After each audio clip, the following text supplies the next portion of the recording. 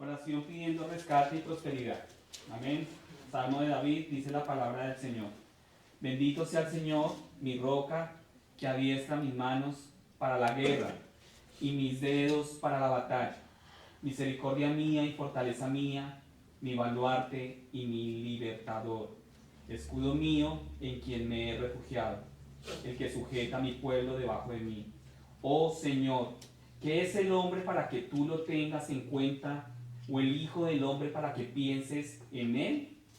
El hombre es semejante a un soplo. Sus días son como una sombra que pasa. Oh Señor, inclina tus cielos y desciende. Toca los montes para que humeen. Despide relámpagos y dispérsalos. Lanza tus flechas y confúndelos. Extiende tu mano desde lo alto. Rescátame y líbrame de las muchas aguas, de la mano de extranjeros, cuya boca habla falsedad y cuya diestra es diestra de mentira. Oh Dios, un cántico nuevo te cantaré, con arpa de 10 cuerdas cantaré alabanzas a ti, el que da la victoria a los reyes, el que rescata a David su siervo de la espada maligna. Rescátame y líbrame de la mano de extranjeros, cuya boca habla falsedad y cuya diestra es diestra de mentira.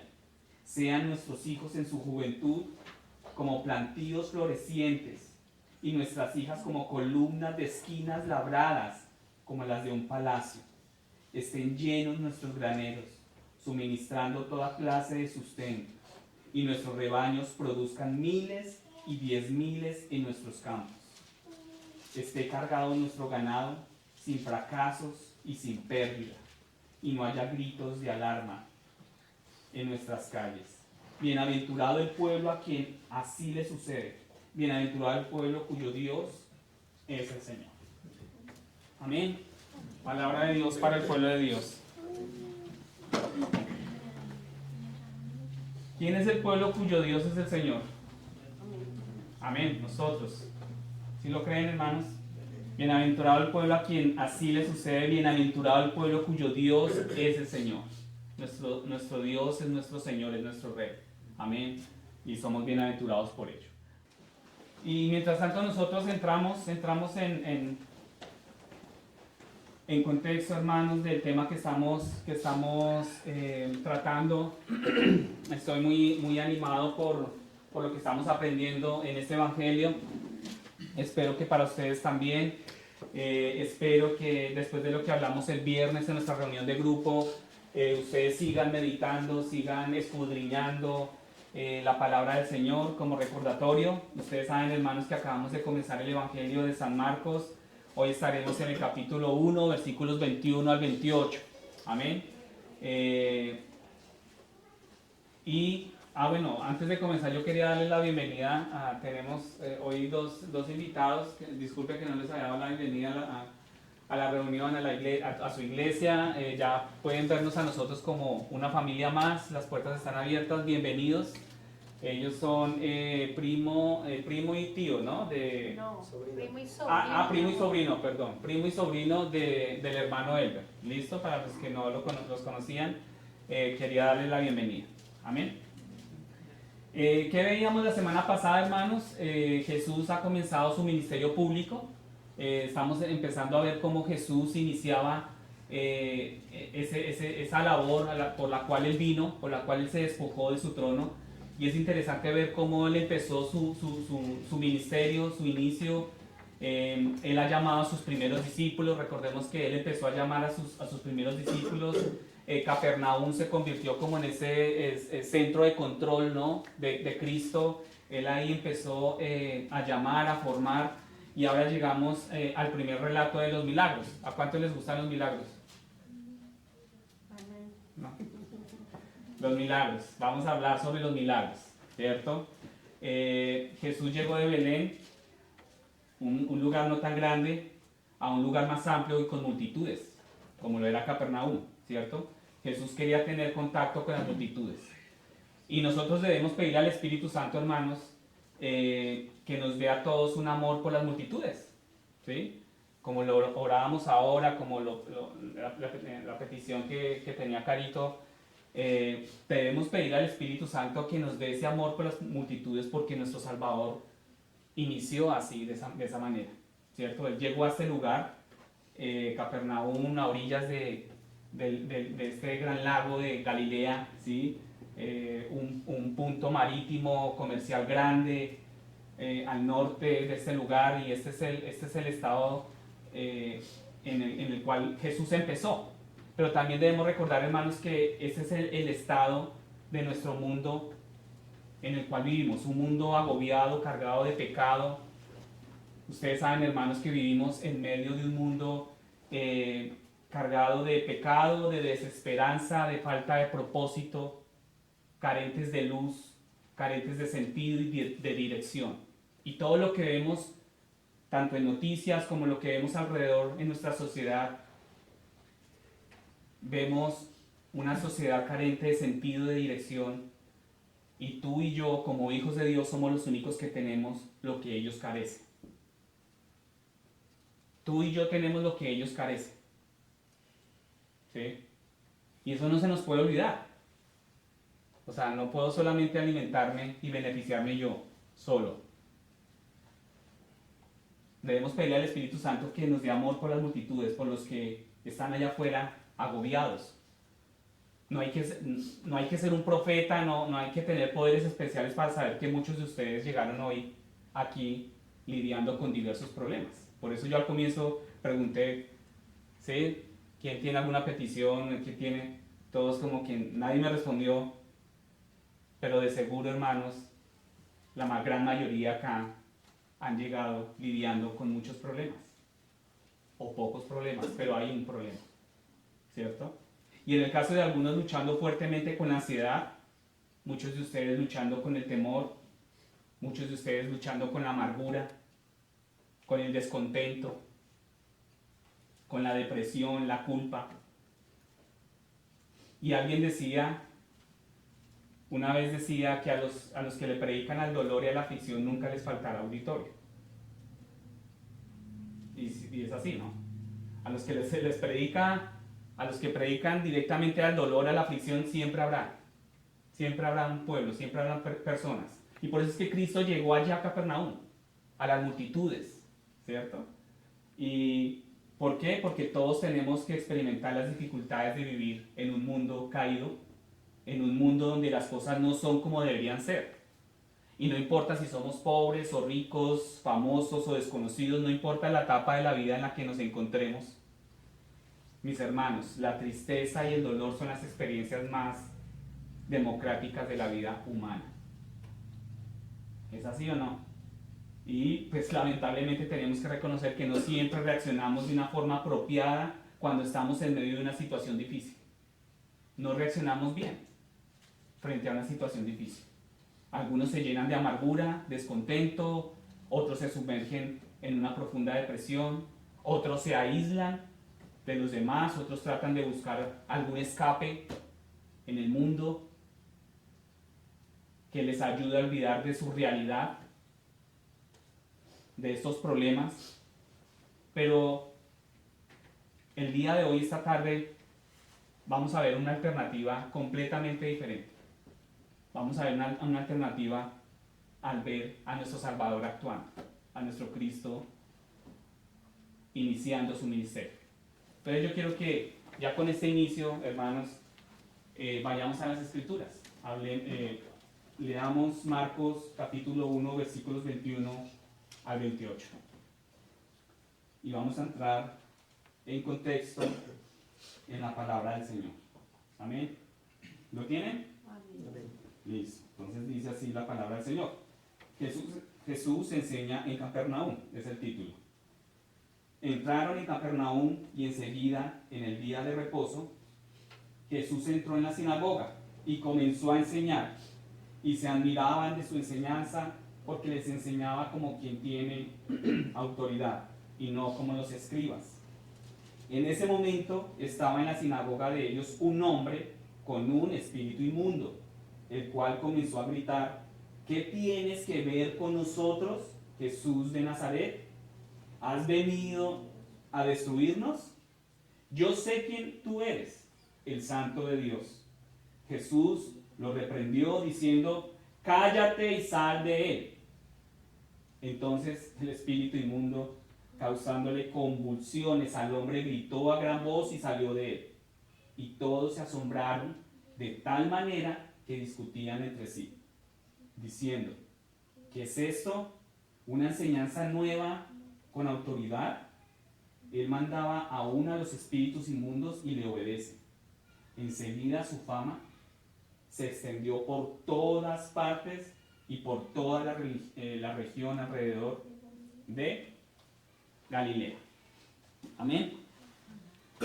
Como vemos, hermanos, este es el primer relato de varios que vamos a leer durante las próximas semanas, que nos contarán sobre diversos milagros que realizó Jesús. ¿Sí? Los otros evangelios también presentan estos mismos relatos, además de algunos relatos adicionales, pero la Escritura también nos dice que hubo muchos más milagros que no están registrados. ¿Sí? Y eso es importante tenerlo ahí presente. Por ejemplo, Juan 20:30 dice, hizo Jesús muchas otras señales en presencia de sus discípulos, las cuales no están escritas en este libro. O sea, hubo muchas más. Juan 21:25 dice, y hay también muchas otras cosas que Jesús hizo, que si escribieran en detalle, pienso que ni aún el mundo mismo podría contener los libros que se escribieran, contando y relatando lo que Jesús hizo, ¿verdad? Entonces, cuando llegamos al tema de los milagros de Jesús, a veces surgen preguntas. Por eso también les comencé preguntándoles sobre los milagros, ¿verdad? ¿Qué piensan ustedes o qué perspectiva tienen ustedes de los milagros? ¿Sí? Me imagino que ustedes han leído en muchas ocasiones los evangelios y se han dado cuenta que inevitablemente en la vida de Cristo tuvo que atravesar, ¿no? Y tuvo que ejercer estos milagros. Primero, ¿cuál fue el propósito de los milagros de Jesús? ¿Qué creen ustedes que fue el propósito por el cual el Señor realizó milagros? Sus milagros fueron predichos en las Escrituras, ¿sí? Y los milagros confirmaron su identidad como Mesías. Y sirvieron como señal de su venida. Recuerden que el domingo pasado hablábamos sobre que el reino de Dios, ¿qué pasaba con el reino de Dios con la llegada de Cristo? Se acercaba a nosotros, se acercaba a su pueblo, ¿cierto? Y vemos que estos milagros, el propósito de ellos servían como señal de ese reino acá en la tierra, ¿sí? Segundo, la pregunta, la gente muchas veces se pregunta, ¿realmente ocurrieron estos milagros? ¿Realmente ocurrieron? No son historias inventadas, la palabra de Dios es la verdad, ¿sí? Y por supuesto que sí ocurrieron los milagros. Amén. Finalmente, algunas personas se preguntan, ¿Dios todavía hace milagros hoy en día? ¿Ustedes qué creen? ¿Ocurren los milagros como antes? ¿Ustedes creen que los milagros que se veían en los tiempos de Cristo son ahora iguales en estos tiempos? Amén, sí. ¿Sí? Él sigue siendo Dios, ¿sí? Él no cambia, y la Biblia no dice que Él ha dejado de hacer milagros. Y algunas personas todavía experimentan milagros, ¿sí? Pueda que no veamos tantos milagros como nos gustaría, o pueda que pidamos uno y no ocurra. Puede ocurrir, ¿sí? Pero déjenme señalarles que un milagro que a menudo pasamos por alto y que ignoramos todos y que ocurre más frecuente de lo que ustedes y yo pensamos, es que Dios continúa realizando todos los días el milagro de la salvación. Y no lo contamos como milagro. El milagro de la salvación, o sea, la obra que Dios hace en el corazón nuestro, en el corazón del hombre cuando Jesús llama. Recuerden también, hermanos, que hace 8 días hablábamos sobre un llamado. Es el llamado que Jesús está haciendo sobre ti y sobre mí. Tú ya no eres igual que antes. O sea que el Señor hizo un milagro. Está haciendo un milagro, está operando un milagro en ti. Tu corazón ya no es el mismo. Y cuando una persona salva, es la obra sobrenatural de Dios en esa persona.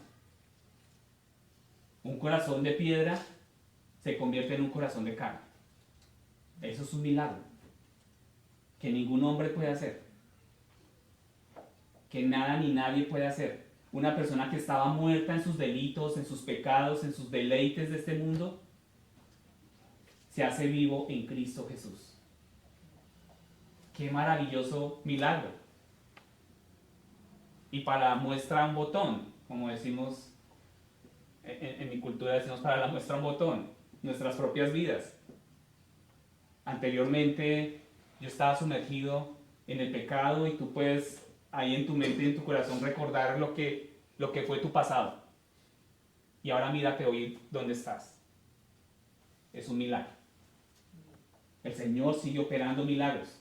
Ahora, el propósito de Marcos al comenzar a presentar esos milagros aquí, es mostrarnos que Jesús es el Señor.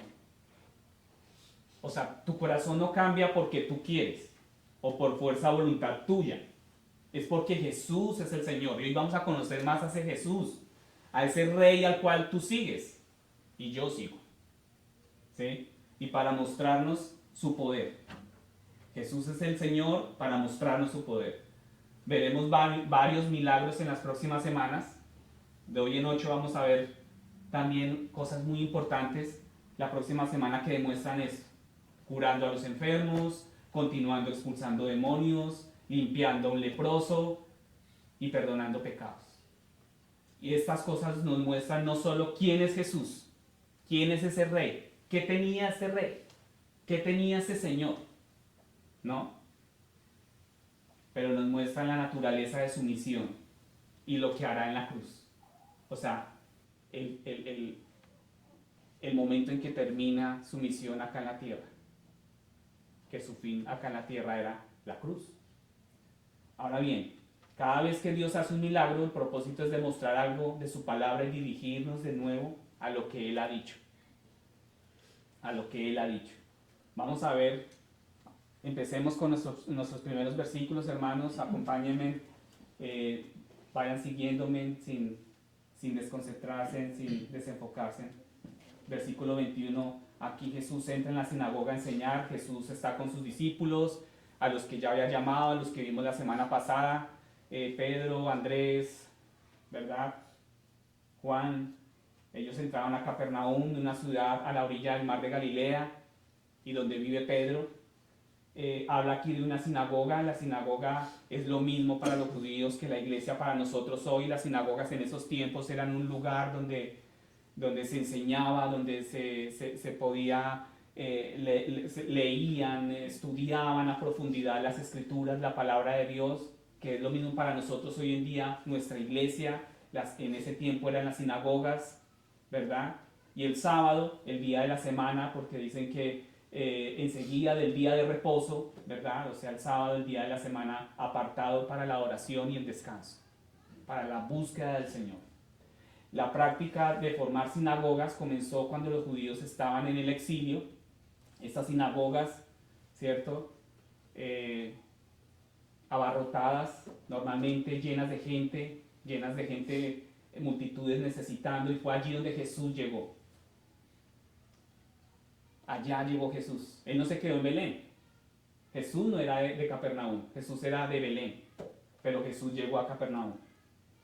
Y después el pueblo de Israel empezó a formar estas sinagogas cuando los judíos estaban en el exilio y no tenían acceso al templo. Entonces formaron estas sinagogas, y después de regresar del exilio, las sinagogas continuaron siendo como ese centro local de la vida religiosa judía. Muy importante las sinagogas, ¿sí? Era un lugar donde se reúnen para orar, leer la escritura, enseñar. Allá los niños eran desde muy temprana edad, empezaban su formación en las escrituras, en buscar al Señor. 12 años más o menos ellos iniciaban muy rigurosamente, muy firme en las sinagogas estas escrituras y estos lugares, ¿no?, donde se reunían. Jesús iba a la iglesia el domingo, tal como lo hacemos nosotros, ¿verdad? Y Jesús llegó a esta sinagoga. No era su iglesia, no era su lugar, pero él llegó allá. Jesús era de Nazaret, Entonces la pregunta es, ¿por qué él empezó a enseñar ahí? ¿Por qué él empezó a enseñar acá en esta sinagoga de Capernaum? Era una práctica común pedirle a un rabino visitante que enseñara. ¿Sí? Ya habían conocido de Jesús, ya habían escuchado del nombre de Jesús, le pidieron a Jesús que enseñara. Más o menos algo parecido como ocurrió cuando vino el pastor Larry. Larry, ¿sí se recuerdan? Que él vino y nos enseñó este salmo, Salmo 123 creo que fue que nos enseñó. ¿Recuerdan la imagen del pastor y la oveja? ¿Sí la recuerdan? Lo mismo, algo muy parecido. El pastor Errol y el pastor Jim le dijeron, sí, puedes enseñar acá en esta iglesia. Él solicitó, traía un mensaje para nosotros y se le dijo sí. Y es lo mismo que pasa aquí con Cristo. En el versículo 22 dice que se admiraban y se admiraban por la enseñanza de Jesús. ¿Qué tenía este Jesús? Aquí ya empezó entrando, como decimos popularmente, pisando fuerte, pisando duro, ¿cierto? Y se admiraban de su enseñanza porque les enseñaba como quien tiene autoridad. Ese se admiraban, no es porque Jesús hablara bonito, hermoso, ¿no? O tuviera elocuencia, que quizás de pronto la tenía, me imagino que sí, ¿sí? Esa palabra de admiraban conlleva el significado de asombro, o sea, estaban asombrados, estaban hasta confundidos también. Esas personas tenían hambre de la palabra y eso es lo que Jesús les estaba dando. Les estaba dando vida, lo que no pasaba anteriormente cuando los escribas enseñaban la palabra. Era diferente, Jesús era diferente.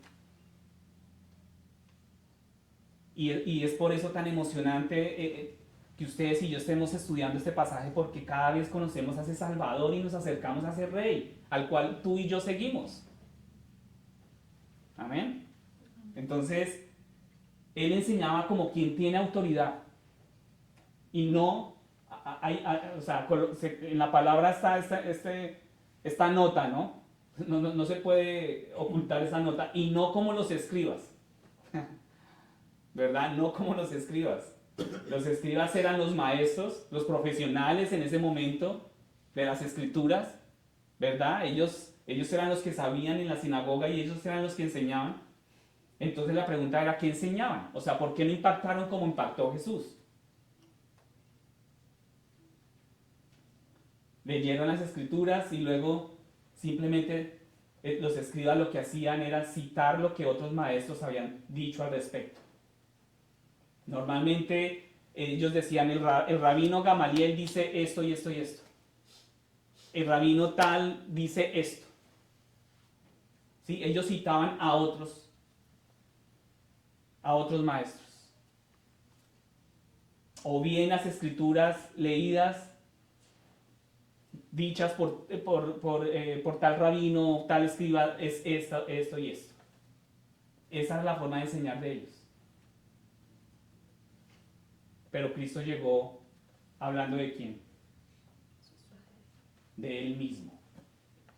Y acá es cuando, aquí se ven, o sea, aquí se nota, ¿no? El por qué asombraba, porque estaban maravillados, porque estaban asombrados, ¿no? Porque fue tan impactante Cristo en la vida de estas vidas, en los corazones de estas vidas, perdón. Y podemos ver acá que Él se citaba a sí mismo. Ellos dicen, pero yo os digo, yo. Y es impactante como Cristo llegó a lo más profundo del corazón de estas almas que llegaban a la sinagoga quizás con problemas,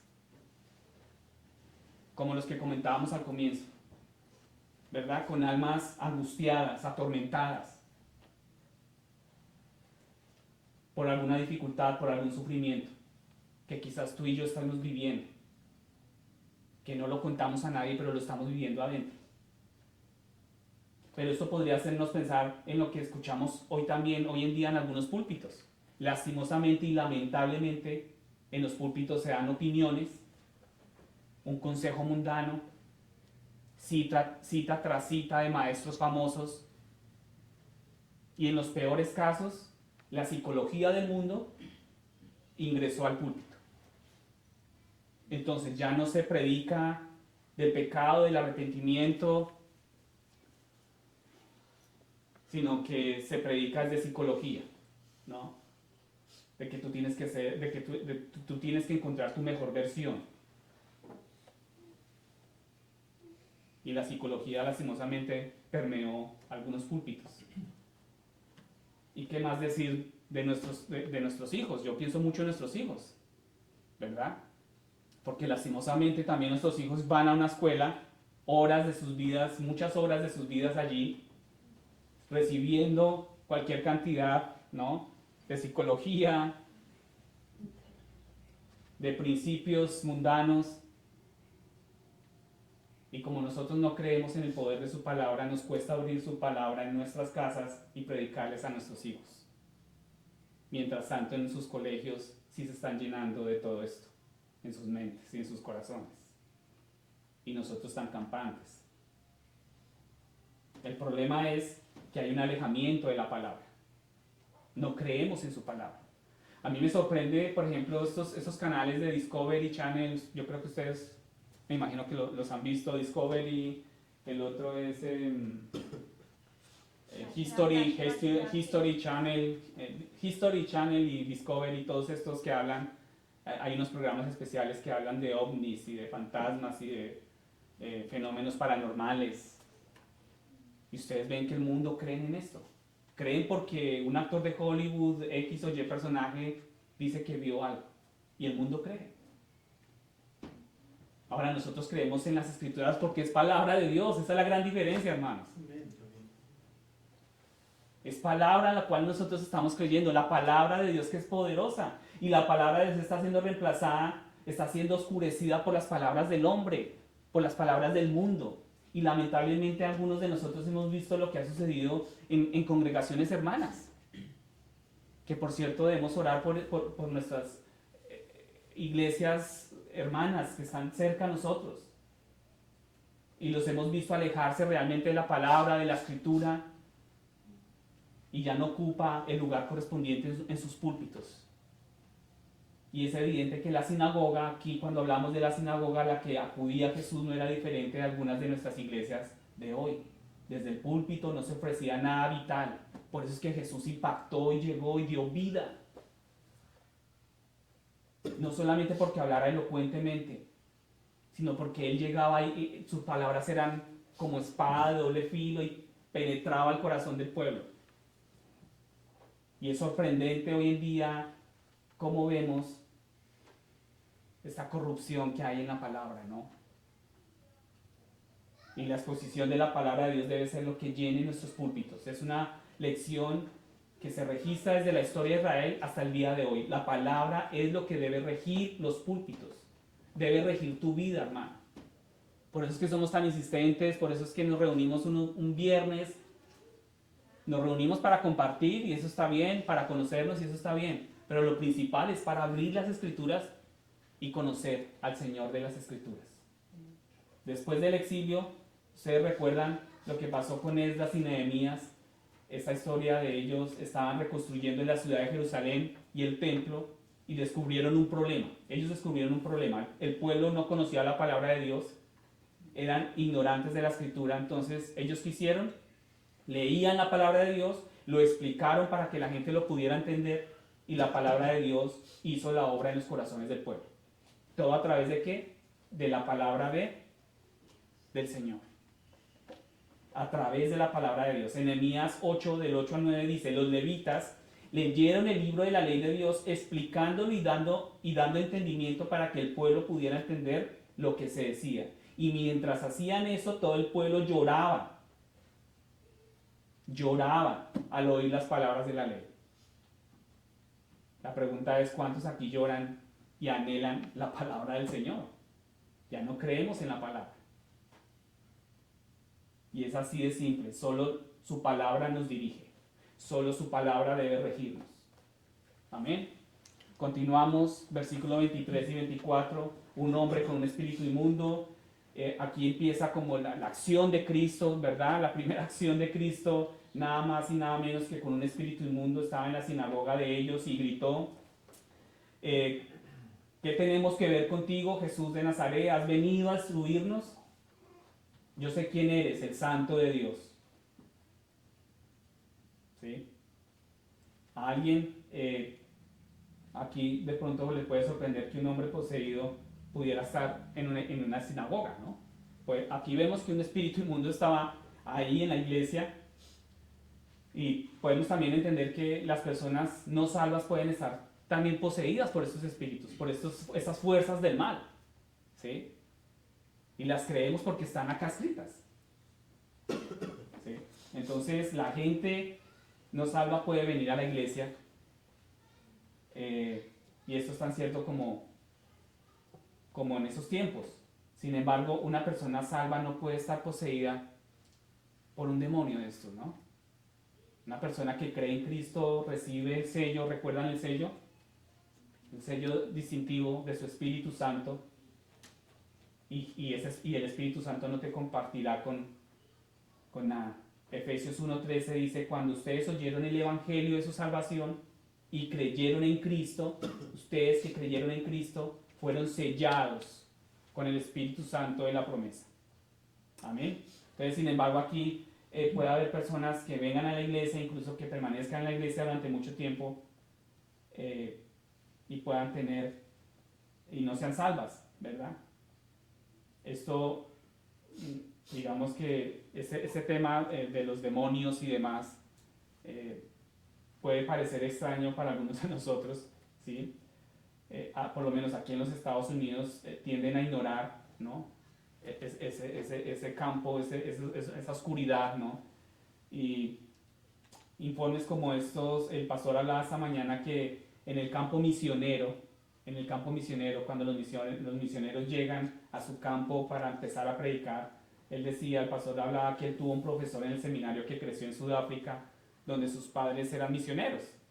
Y dijo que su padre predicaba en las iglesias locales y que había momentos después de un sermón, después de que terminaba el sermón, la reunión, cuando había momentos donde después de esto una persona poseída por un demonio se le acercaba. Y él y la gente de la iglesia oraban por esa persona y en algunos casos el demonio era expulsado, otras veces simplemente la persona se marchaba. ¿Sí? Entonces, estar bien documentados en la historia sobre eso, sobre los demonios y sobre las fuerzas, no tiene por qué sorprendernos, hermanos. Nosotros vemos el mundo afuera y vemos lo que se mueve en el mundo, ¿verdad? La oscuridad en la cual el mundo camina, por el cual transita. Y hay demonios dentro y alrededor del pueblo de Israel en esos tiempos y la Biblia nos lo deja ver así. Y por eso es que lo creemos. Y la Biblia también nos dice que detrás de cada dios falso y perversión hay un poder espiritual oscuro trabajando. ¿Sí? Detrás de cada dios falso, detrás de cada perversión que vemos hoy en día, a través de las noticias, a través de lo que vemos alrededor nuestro, en nuestra sociedad. Y no tenemos que esforzarnos mucho para eso. Yo creo que todos aquí somos testigos que hay un mundo espiritual oscuro que existe en nuestra propia sociedad, en este mundo. Vemos el consumo de drogas, la promiscuidad, confusión de género, cómo la sociedad está confundiendo a nuestros niños en su género, y creemos que eso no es oscuro. Creemos que ahí no hay ningún poder espiritual. Abortos y una cantidad de cosas, hermanos, que nos extenderíamos si las nombráramos todas. Detrás de todo esto está actuando el enemigo, está actuando Satanás con sus fuerzas. Ahora, lo interesante del versículo 24 es que el demonio identifica correctamente a Jesús en su humanidad y en su divinidad. Y es sorprendente eso, ¿no? El demonio correctamente primero lo llama Jesús el Nazareno. ¿No? ¿No le sorprende esto? Nazareno significa del pueblo de Nazaret. O sea, el demonio sabía muy bien, ¿no?, Y en aquellos días a una persona se le identificaba por su lugar de origen.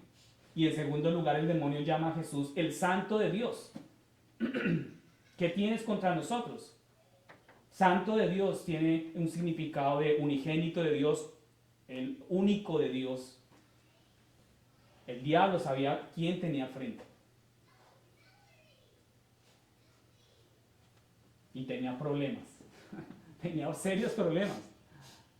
El demonio sabía quién estaba al frente y por supuesto Jesús es el único hijo de Dios, ¿no? El demonio tenía una buena teología, sabía quién tenía al frente, tenía una buena teología, pero no basta con tener teología, porque los demonios no se someten a él. En nuestras mentes podemos tener mucha Biblia, mucha teología, muchos podemos tener buena teología, pero pocos se someterán a la autoridad de Cristo. No basta con tener teología. Debemos someternos a él, al Rey. Ahora bien, ¿por qué hace esto el demonio? ¿Por qué el demonio como que opera de esta forma? En aquella época, las personas que practicaban brujería pensaban que podía ejercer autoridad, ¿no?, sobre una entidad espiritual utilizando su nombre preciso y como controlando. Y ustedes saben que la brujería viene de los demonios, de las fuerzas oscuras, por cierto, ¿no? O sea, la brujería, la magia negra, la hechicería, todo esto que no es irreal, que no es ficción, sino que lo practica el hombre, ¿verdad? El mundo lo practica, viene de fuerzas oscuras. Entonces, al usar el nombre de Jesús de esta manera, es posible que el demonio esté intentando ejercer algún control sobre Jesús. Y obviamente eso no funciona. Este demonio tenía serios problemas, porque tenía nada más y nada menos que al Hijo de Dios, al Dios encarnado. Pero fue una lección, ¿no? Y fue un momento donde Jesucristo estaba ahí, en ese momento.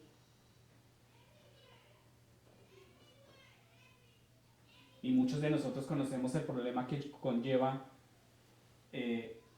nombrarlo, ¿no? Me refiero a que hay iglesias, hay púlpitos donde usan el nombre de Jesús para ejercer cierto control, como lo estaba haciendo este demonio, ¿no?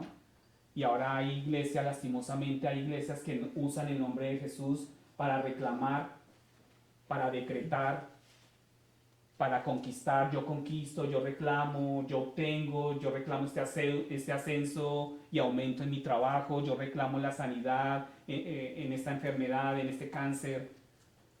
Y empiezan a reclamar y empiezan a decretar cosas con sus palabras y el nombre de Jesús. En el nombre de Jesús yo reclamo que el último carro 0 kilómetros es para mí. Yo lo reclamo que es para mí. Y usamos el nombre de Jesús, como lo hacía este demonio, ¿cierto?, para ejercer cierto control y autoridad. Pero ¿quién tiene el control, hermanos? Dios. Nosotros creemos tener el control, pero nosotros no controlamos nada. Dios es el que tiene el control de nuestras vidas. Dios es el que dirige nuestras vidas. Amén. Y esta es una perversión, lastimosamente. La promesa de Jesús, todo lo que pidáis en mi nombre lo haré. Y han pervertido este versículo, todo lo que pides en mi nombre lo haré. Entonces ahora cogen el nombre de Jesús para pedir por cuanto deseo se les aparezca, cogen el nombre de Jesús. Entonces también hay una forma más sutil, en que se manifiesta estos problemas. Habla ahí que Jesús es el Señor, Él es el Santo de Dios, Él es el soberano del universo. Cuando Cristo te llama, Él está ejerciendo su autoridad sobre ti. Y hemos aprendido, hace 8 días veíamos la importancia de ese llamado que Dios tiene sobre nosotros.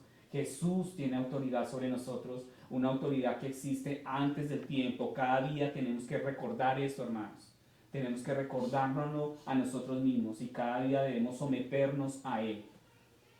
Este demonio no se quería someter. Y vemos claramente que el demonio quiere algo. No quiere ser destruido y al parecer quiere permanecer en este hombre. ¿Sí? También queremos ver acá obviamente no era la voluntad de Dios que el demonio permaneciera en el hombre, pero él tenía que salir. Él tenía que salir.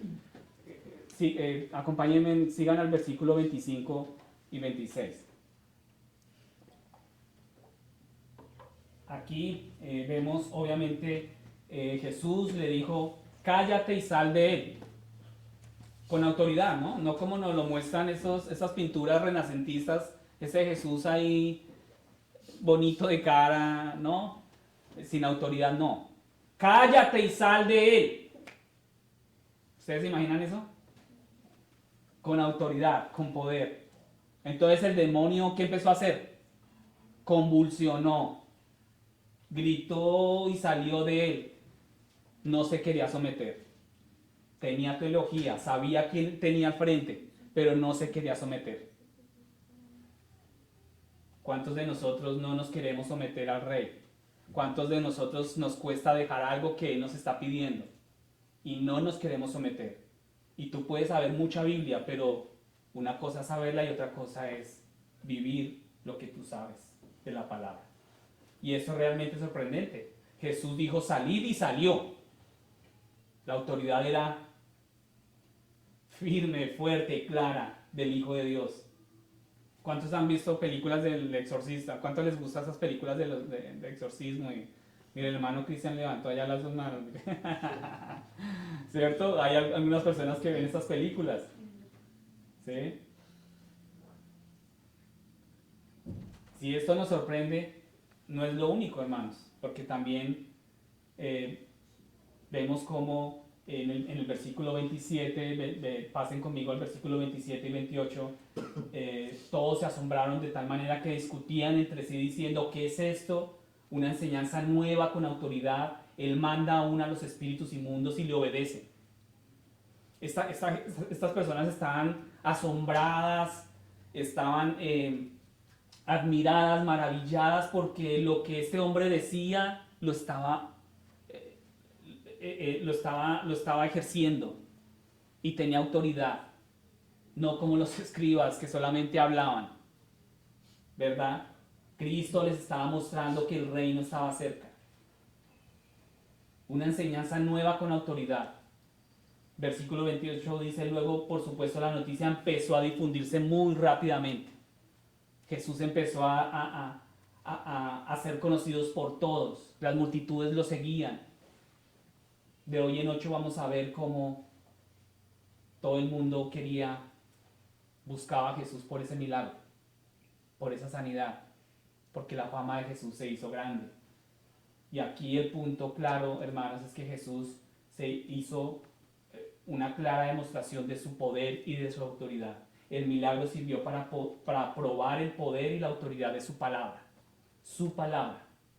Yo creo que el mensaje claro de esta noche para nosotros, hermanos, es la palabra. ¿Tú qué estás haciendo con la palabra de Dios? El milagro sirvió para probar el poder y la autoridad de su palabra, y de nuevo nos dice quién es Jesús. En su palabra vemos quién es Jesús. Y aquí obviamente después de algo así la noticia se difunde, ¿no? Todo el mundo se lo dice a todo el mundo, el uno empieza a hablar con su vecino, con sus familiares sobre Cristo, sobre lo que enseña, sobre lo que está haciendo, y estaba impactando a esta sociedad.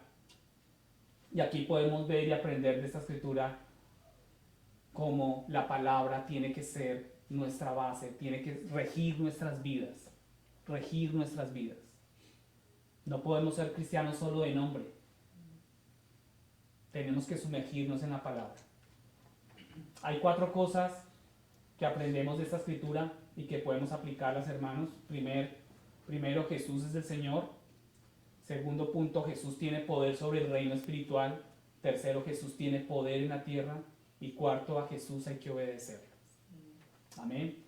Jesús es el Señor. Primer punto, Jesús nos ha sido presentado muy rápidamente y con claridad como el Hijo de Dios, anunciado por los profetas, aprobado por el Padre, probado por el Espíritu, a quien aquí que estaba presentado como en carne y en hueso.